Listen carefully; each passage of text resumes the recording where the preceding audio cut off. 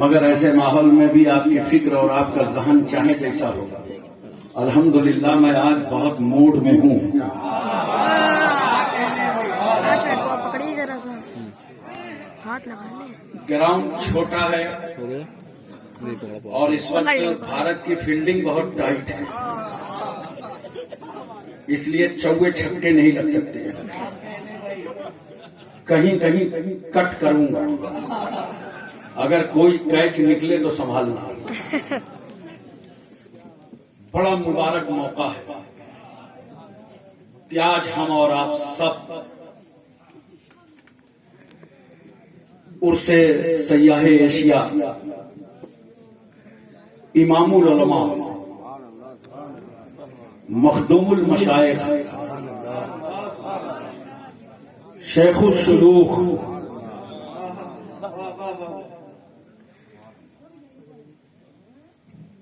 کون سی وہ پوسٹ ہے جو نہیں تھی؟ مولوی، عالم، حافظ، قاری، مصنف، مفکر، مدبر، حاجی، قاضی، شیخ طریقت، رہبر راہ شریعت، اللہ تبارک و تعالی نے سیاح ایشیا، آبرو اہل سنت، مرشد حقانی، عکس لاسانی، حضرت علامہ مولانا مفتی الحاج سید مظہر ربانی قبلہ رحمت اللہ تعالی علیہ، جن کا آج سالانہ عرس ہو رہا ہے 12 جمادی الاولیٰ 1342 ہجری میں اللہ کا یہ نیک بندہ اس دنیا میں جلوہ گر ہوا تھا، اور 19 جمادی الاولیٰ 1435 سے اپنی ذمہ داریوں کو نبھا کر اپنے شہزادوں کے کاندھوں میں دے گیا۔ آج ان کا پورا خاندان سیاح ایشیا کا مشن آگے بڑھا رہا ہے۔ باندہ والوں خوش نصیب ہو کہ سرکار ربانی نے اپنا وطن چھوڑ کر تمہارا شہر اپنا لیا۔ ماشاءاللہ ماشاءاللہ۔ آج باندہ میں کوئی بڑا کام نہیں ہے، پورے ملک میں اگر سب سے بڑا کام جانا جاتا ہے تو اس کام کا نام ہے دارالعلوم ربانیہ خانقاہ ربانی۔ یہ بزرگان دین جن کے چہروں کی آپ زیارت فرما رہے ہیں، دیکھیے شیخ طریقت حضرت علامہ سید انور ربانی صاحب قبلہ مقدس اللہ علی بنورانی، سجادہ نشین آستان عالیہ ربانیہ، اور ہمارے دائیں سمت بیٹھے ہوئے ہیں حضور سیاح ایشیا کے بہت چہیتے تھے، بہت محبت فرماتے تھے، خطیب اہل سنت، مفکر اسلام، شیخ طریقت حضرت علامہ مولانا سید خوشتر ربانی صاحب قبلہ مقدس اللہ علی بنورانی۔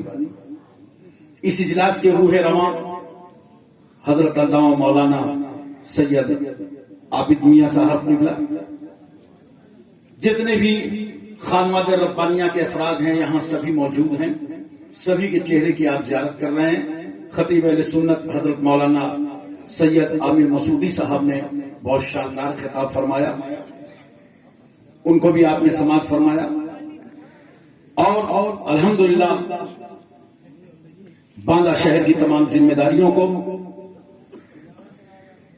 مکان سے لے کر میدان تک نبھانے والی ذات گرامی قاضی شہر کی سید عقیل میاں صاحب وہ بھی تشریف فرما ہیں۔ حضرات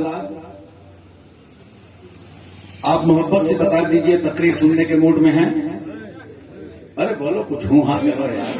ہے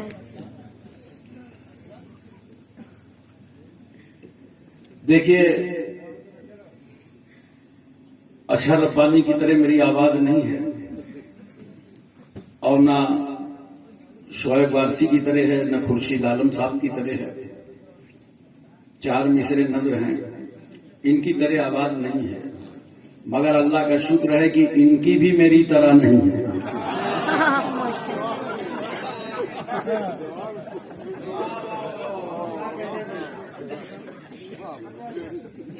چار مصرے حاضر ہیں. وہ چاہتے ہیں کہ ہندوستان چھوڑ دیں ہم. وہ چاہتے ہیں، سمجھ رہے ہو، وہ چاہتے ہیں کہ ہندوستان چھوڑ دیں ہم. بتاؤ، بھوت کے ڈر سے مکان چھوڑ دیں ہم.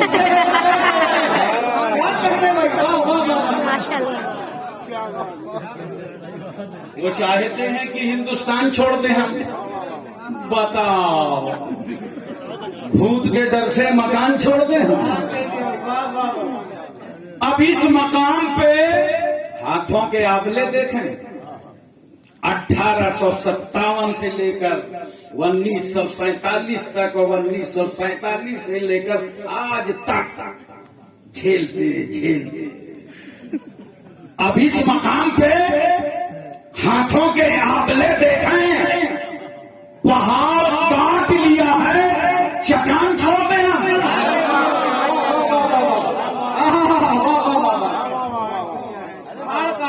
پہاڑ کاٹ لیا ہے، چٹان چھوڑ دیں. 4 مصرے اور سے آخر ہندوستان کا سچا وفادار کون ہے؟ بولو. دعوت تو سب کرتے ہیں، گاندھی جی. دلیل ہونی چاہیے. سنیے، ہندوستان کا سچا وفادار میں ہی ہوں. پریشان مت ہوئیے گا، یہ میں جو ہے نا وہ والی میں نہیں ہے جو دن بھر میں آپ کرتے رہتے ہیں. اس میں سبھی شامل ہیں. ہندوستان کا سچا وفادار میں ہی ہوں. قبروں سے پوچھ، قبروں سے پوچھ، اصل زمیندار میں ہی ہوں.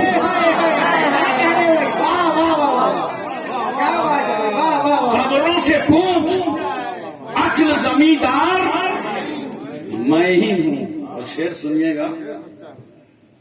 دریا کے ساتھ وہ تو سمندر میں بہ گیا. دریا کے ساتھ کسی کو گنگا نے بہایا، کسی کو جمنا نے بہایا، کسی کو راپتی نے بہایا، کسی نے ساگر کو بہایا. بولو، سب بہایا.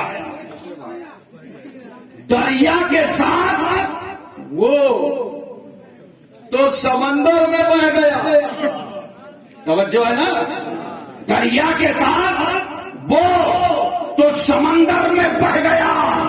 مٹی میں مل کے مٹی کا حقدار نہیں ہو.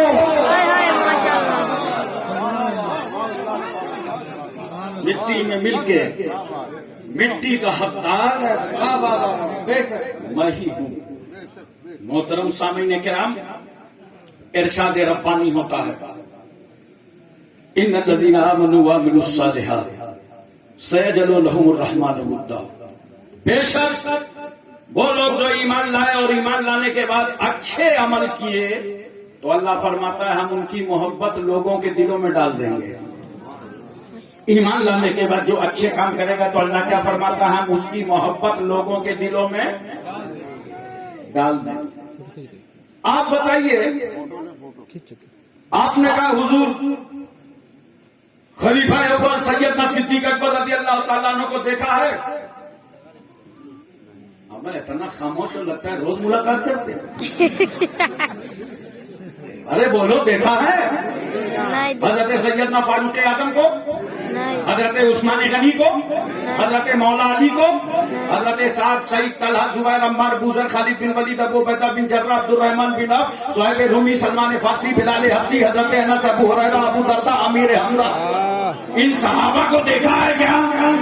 سرکار غوث اعظم کو صحابہ کو نہیں دیکھا نا؟ نہیں. ارے دیکھا ہوتا تو تابعی نہ بن گئے ہوتے. دیکھا نہیں ہے پھر بھی دلوں میں محبت ہے. سیدنا غوث اعظم کو، خواجہ اجمیری کو، آقا نقش بند مولا سہروردی کو دیکھا.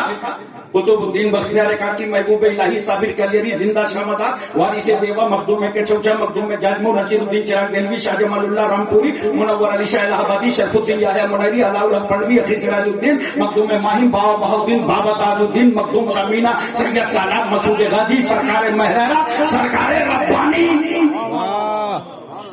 ماشاء اللہ. بولو کیا ان بزرگوں کو آپ نے دیکھا ہے؟ نہیں. اور جب دیکھا نہیں ہے تو محبت کیوں؟ دیکھا ہی نہیں ہے تو دلوں میں محبت کیوں ہے؟ کیوں؟ اس لیے کہ اللہ کے نیک بندوں کی وہ پاکیزہ جماعت ہے جس نے ایمان لانے کے بعد اچھے کام کیے ہیں تو اللہ نے ان کی محبت ہمارے دلوں میں ڈال دیا ہے.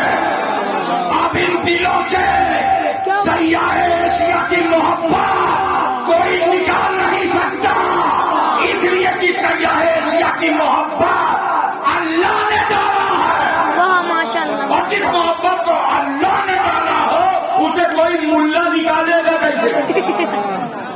نعرہ تکبیر، اللہ اکبر. نعرہ تکبیر، اللہ اکبر. نعرہ رسالت. یا رسول اللہ. حضرت علامہ مولانا ہاشم اشرفی صاحب کانپوری، نعرہ تکبیر. اللہ اکبر. یہ اللہ کی ڈالی ہوئی محبت ہے. بولو.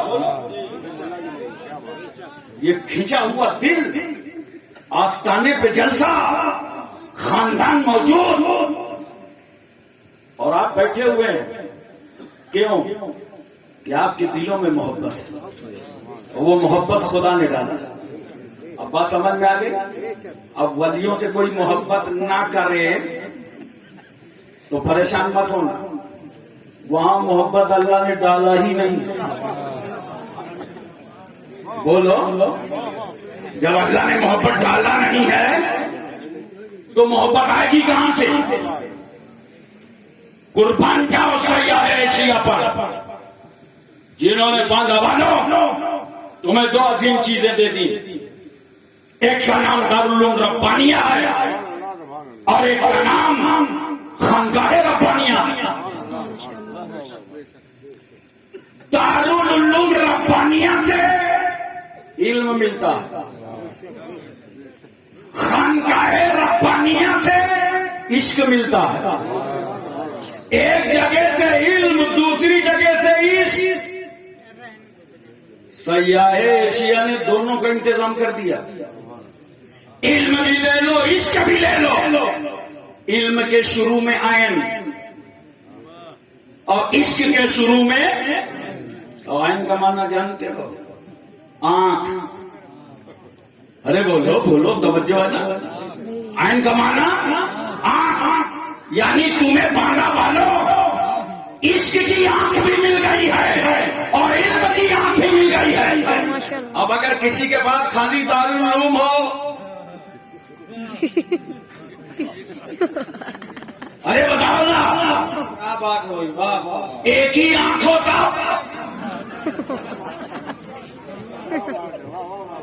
اب اسے باندھا کی زبان میں کیا کہتے ہیں؟ کھانا. بولو کیا بولتے ہیں؟ کھانا. کنوا، کہیں کانا. اب ایک بات بتاؤ، کسی کانے کے ہاتھ میں پھڑوا دے دو، کنیو کھوتے تو پیر ہی میں مار لے گا. اور اگر کسی مزدور کے ہاتھ میں ہتھوڑا دے دو، ارے بولو، اگر ہتھوڑا دے دو اپنے ہی مار لے گا، کیونکہ ایک بلب فیض ہے اس کا، پورا دیکھ ہی نہیں سکتا. دونوں آنکھیں سلامت رہنا ضروری ہے. اور دونوں آنکھیں ملتی کہاں سے ہیں؟ علم مدرسے سے ملتا ہے اور اس کی خانقاہ سے ملتا ہے. بہت محنت مشقت کے بعد पढ़ते पढ़ते पढ़ते पढ़ते उम्र ढल जाती है, फिर उसके बाद अल्लाह की अता होती है जब आलिम रब्बानी बनता है। माशाल्लाह। बोलो, तब आलिम रब्बानी बनता है। ये खानदान पर खुदा का कितना करम है, ये रब्बानी पैदा ही होते हैं। माशाल्लाह माशाल्लाह। वाह वाह वाह वाह। बोलो, पूरी तवज्जो है ना? आज उर्स हो रहा है, कितनों का कलेजा फट रहा हो, बेचैनियां बढ़ रही हैं। उनको नहीं मालूम कि एक उर्स के सदके में कितने अच्छे अच्छे काम होते जा रहे हैं।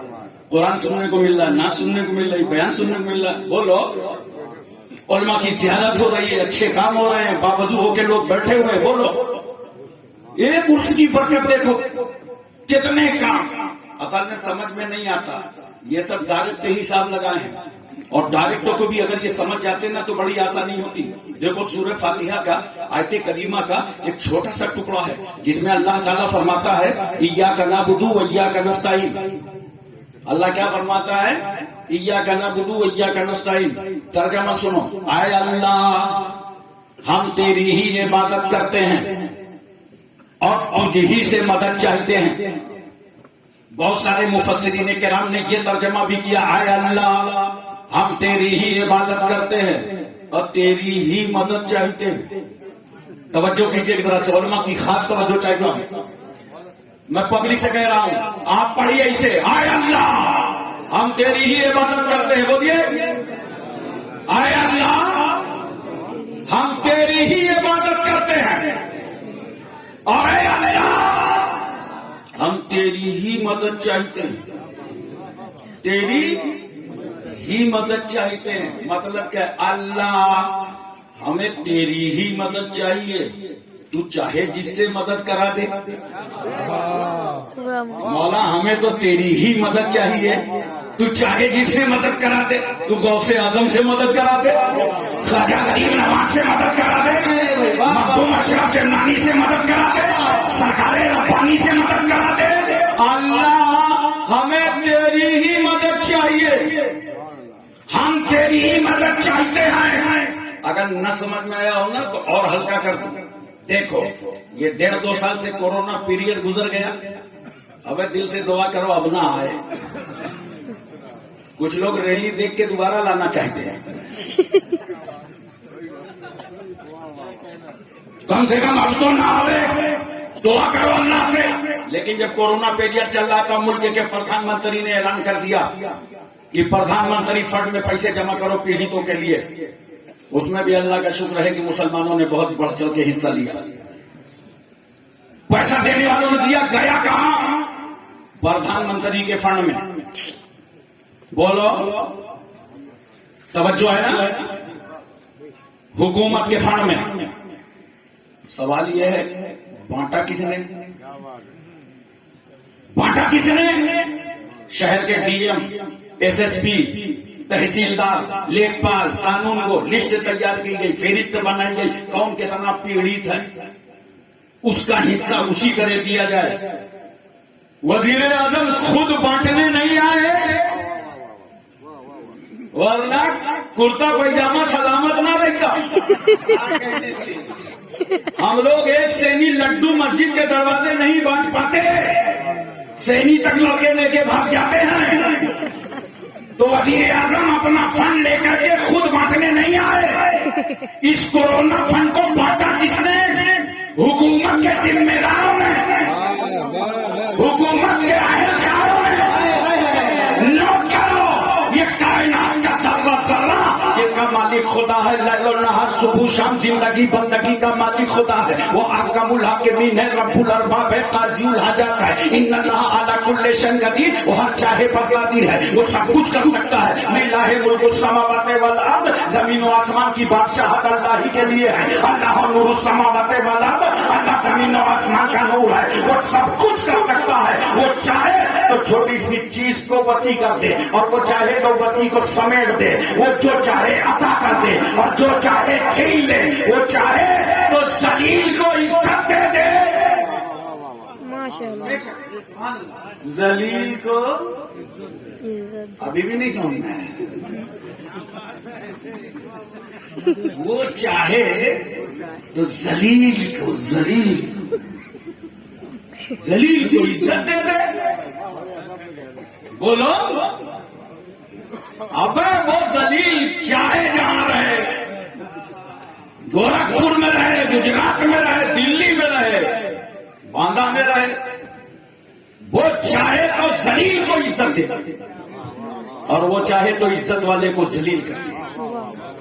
وہ سب کچھ کر سکتا ہے، کبریا ہے، بڑا ہے، کبیر ہے، مولا ہے، مالک ہے. وہ خالق ہے ہم مخلوق، وہ رزاق ہے ہم مرزوق، وہ رحیم ہے ہم مرحوم، وہ ناصر ہے ہم منصور. یہ ساری کائنات خدا کی کن کہا فیکون ہو گیا. سب اس کے قبضہ و اختیار میں ہے، سب کچھ خدا کا ہے. نوٹ کرو پوری دنیا کی ملکیت خدا کی ہے، مگر خدا نے بھی اپنا خزانہ بانٹنے کے لیے خود تو عطا کیا، مصطفیٰ کو قاسم بنا دیا.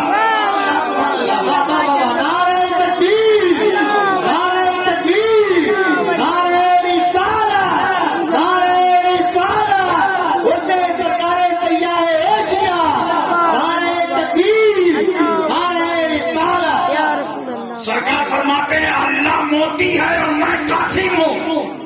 اللہ عطا کرتا ہے اور میں بانٹنے والا ہوں. اچھا ساری ملکیت خدا کی، مصطفیٰ اب آپ کی ذمہ داری ہے. تو جب مصطفیٰ نے اس امت پر بانٹنا چاہا تو امت کے ذمہ داروں کا انتخاب کر دیا. خزانہ خدا کا ہے اور خدا والے بانٹنے کے لیے ذمہ دار. کسی کو ذمہ داری بغداد میں دے دیا، کسی کو ذمہ داری اجمیر میں دے دیا، کسی کو ذمہ داری مغرب میں دے دیا، کسی کو ذمہ داری کچوچا میں دے دیا، کسی کو ذمہ داری باندہ میں دے دیا.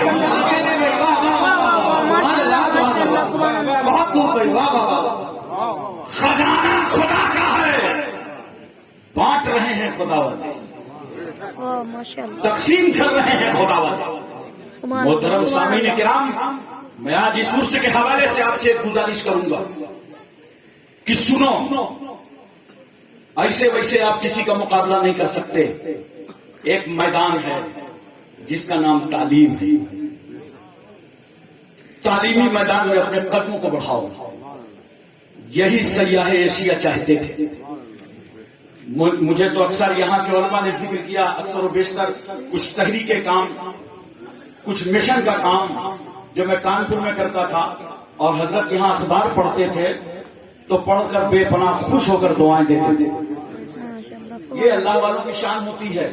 یہ ہم ہی لوگوں کے ایسے لوگ سرپرست ہوتے ہیں، ان کے وصال فرمانے سے صرف آپ کو صدمہ نہیں ہے، ہماری سرپرستی بھی اب نہیں ہے. ہم بھی بغیر سرپرست کے نظر آ رہے ہیں. کہاں وہ اللہ والے ملتے ہیں کہ جو تنہائیوں میں دعائیں دے رہے ہوں، جو اکیلے دعائیں دے رہے ہوں، جو کام دیکھ کر کے دعائیں دے رہے ہوں. اور آج کل تو حسد، جلن، اناد، بغض، عداوت یہی سب بھرا پڑا ہے. لیکن یہ نیک بندے تھے جن کا دل ہر طریقے سے خدا نے صاف رکھا تھا. یہ دعاؤں سے نوازتے تھے. میں دوستو عرض کرنا چاہتا ہوں، اپنے بچوں کو تعلیم کی طرف بڑھاؤ، علم کی طرف بڑھاؤ. ہمارے علماء نے دینی تعلیم کی ذمہ داری الحمدللہ بہت اچھی نبھا رکھی ہے. ہر مسجد، ہر مدرسے کو دارالعلوم ربانیہ جہاں تک اس کی پہنچ ہے وہ علماء اور ائمہ اور اساتذہ سپلائی کر رہا ہے. بولو، لیکن آپ کی ذمہ داری یہ ہے کہ اس دینی علم کا کارواں جہاں چل رہا ہے آپ دنیاوی علم کو بھی آگے بڑھاؤ. یہی ایک آپ کا ہتھیار ہے کہ آپ اپنے دشمن سے مقابلہ کر سکتے ہیں. مسلمانوں کے بچوں، تم پہ افسوس ہے، انٹر میں فیل ہو جاؤ گے، ہائی اسکول میں نقل کرو گے اور بولو گے وہ مسلمان تھے تو فیل ہو گئے. ابے بیوقوف مت بتاؤ، کمپٹیشن کا زمانہ. ماں باپ کو مت زیادہ سمجھایا کرو، محنت سے پڑھو. ایک جملہ میں نظر کرنے جا رہا ہوں. کورونا پیریڈ سے ساؤتھ افریقہ کے دورے پہ گیا تھا. یہ جملہ وہاں بھی میں نے کہا تھا جو آج باندہ شہر میں کہنے جا رہا ہوں. مسلمانوں، اتنا پڑھو، اتنا پڑھو، اتنا پڑھو کہ اپنے وطن کی ضرورت بن جاؤ. इतना पढ़ो कि अपने मुल्क की जरूरत बन जाओ। भाई और जब तुम इतना पढ़ोगे तो याद रखना सदर जमहूरिया तुम ही बनाए जाओगे। क्या कह रहे हैं? बेशक लेकिन तुम्हें पढ़ना पड़ेगा, तालीम की तरफ आना पड़ेगा। वो पुरानी सोच 40 साल पहले की, लोग क्या कहते थे, अरे वो पढ़ने से कोई फायदा थोड़ी होगा, नौकरी तो मिलेगी नहीं, जब नौकरी नहीं मिलेगी तो पढ़ने से क्या फायदा होगा। अरे ये भूत दिमाग से निकाल दो। 135 करोड़ का मुल्क है ये भारत, और वहां जो लोग नौकरी करते हैं उनकी तादाद 6 करोड़ है। तो क्या पूरा हिंदुस्तान नौकरी ही करेगा क्या? बोलो नहीं। याद रखो, ये इल्म इसलिए नहीं हासिल किया जाता कि तुम सिर्फ नौकरी कर सको, नहीं। इल्म इसलिए हासिल किया जाता है कि इल्म रोशनी है और जहालत अंधेरा है। इल्म हासिल करो ताकि जहालत से निकल करके रोशनी में आ जाओ। बेशक बेशक। और रोटी कपड़ा मकान इसका शौक कम करो, खाने का शौक कम कर दो, पहनने का कम कर दो, पढ़ाई का शौक बढ़ा दो, पढ़ाई का शौक नौजवानों को बढ़ा दो। याद रखना, आज जिस मशक्कत और मुसीबत के साथ आप अपने बच्चे को पढ़ाएंगे तो बज़ाहिर तो आपको ये समझ में आता है कि रुपया पैसा खर्च हो गया, इतना पैसा नहीं है, माल नहीं है, रुपया नहीं है। लेकिन हकीकत क्या है? ये सब आपका बैंक बैलेंस हो रहा है। ये बच्चा जो पढ़ रहा है कल तरक्की करेगा, इंशाअल्लाह ये सारा पैसा आपका वापस हो जाएगा। तालीम की तरफ रुझान बढ़ाओ, क्योंकि आपको तो अपनी तारीख ही नहीं मालूम है। जब आप पढ़ते नहीं तो आप कुछ जानते भी नहीं। जब पढ़ना लिखना सीखोगे तब समझोगे। याद रखो, ये हिंदुस्तान है, हिंदुस्तान, और इस भारत से हमें कितनी मोहब्बत है, हम कितना प्यार करते हैं। क्यों? कि ये हिंदुस्तान वलियों का मुल्क है, सूफियों का मुल्क है, बुजुर्गों का मुल्क है, फकीरों का मुल्क है, अल्लाह वालों का मुल्क है, आशिकाने मुस्तफा का मुल्क है। पूरी दुनिया में 57 ममालिक हैं मुसलमानों के, मगर सबसे ज्यादा दरूद व सलाम का नजराना भेजने की सादतें जो हिंदुस्तान को हासिल हैं वो किसी दूसरे मुल्क को हासिल नहीं।